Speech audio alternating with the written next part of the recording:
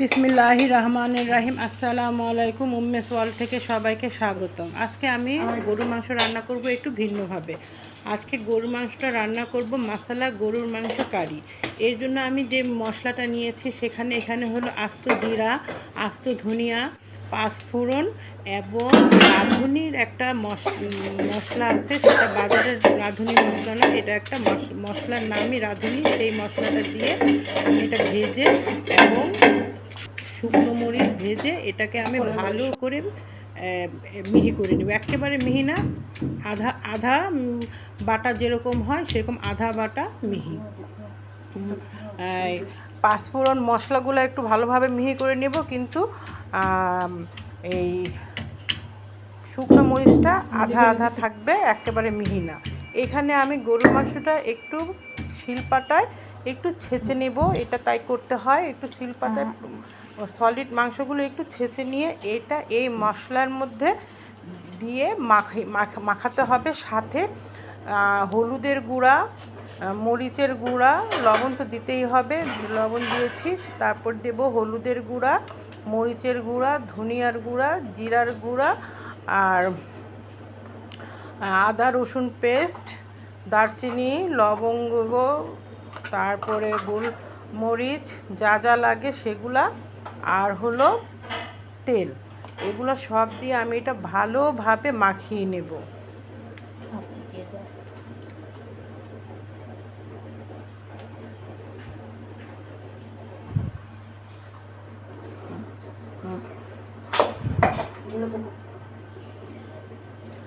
আমি সব মশলা দিয়ে এখন এটা আমি সুন্দর করে মাখাবো।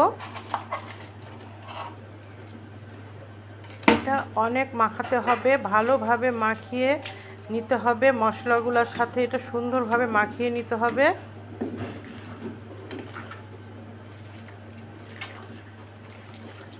আমি এটা খুবই সুন্দরভাবে মাখাবো। এই মাখানোটা যত ভালো মাখানো হবে ততই টেস্ট হবে মাংসটা।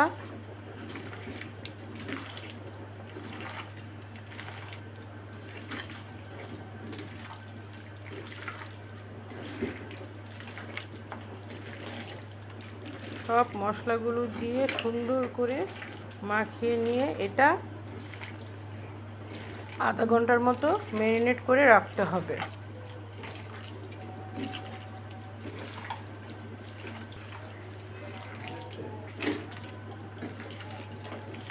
আমি অনেক সময় ধরে মাখাচ্ছি,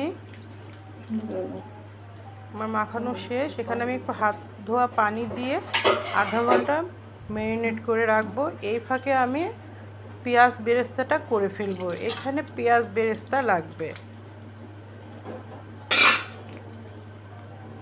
আমি আধা ঘন্টা রেস্টে রেখে দিব।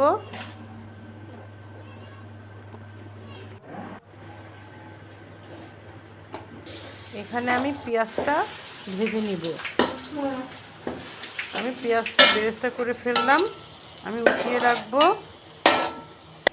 তারপর আমি এই তেলেই মাংসগুলো দিয়ে দিব, দিয়ে আমি এটা ভালোভাবে কষাবো।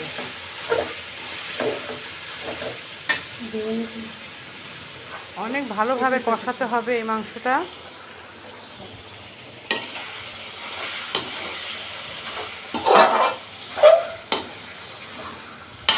ভালো করে নাও।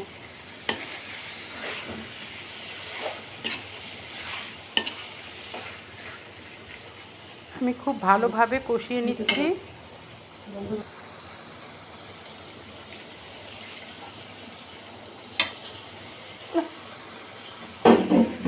মাংস ধোয়া পাত্রের একটু পানি ছিল, সেই পানিটুকু দিয়ে দিলাম, দিয়ে আমি ভালোভাবে কষিয়ে নিব।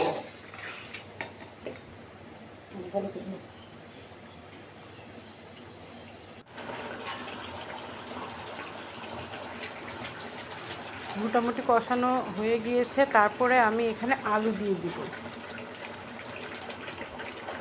এখানে আলু না দিলেও হয়, আলু না দিলে ভালো হয়। আমি এখানে আবার কিছু কাঁচা পেঁয়াজ দিয়ে দিলাম।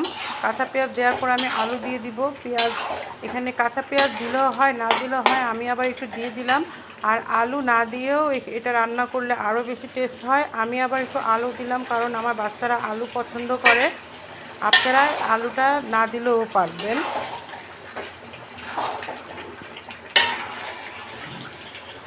আমি আলু দিয়ে ভালোভাবে কষিয়ে নেব।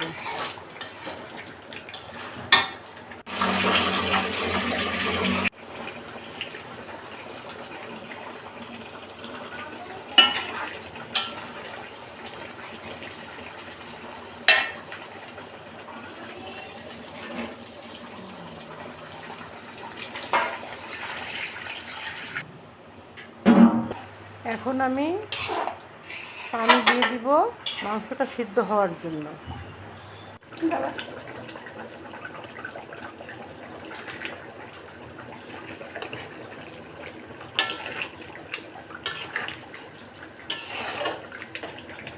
মাংসটা আমার প্রায় সিদ্ধ হয়ে গিয়েছে।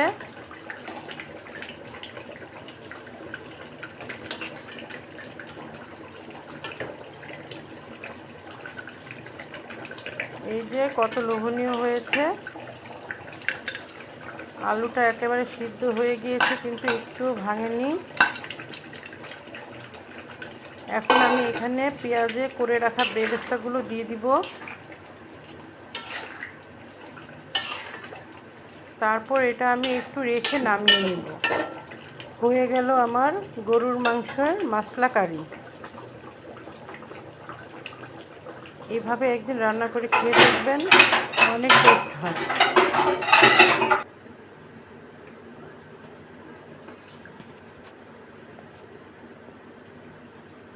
এখন আমি পরিবেশন করছি।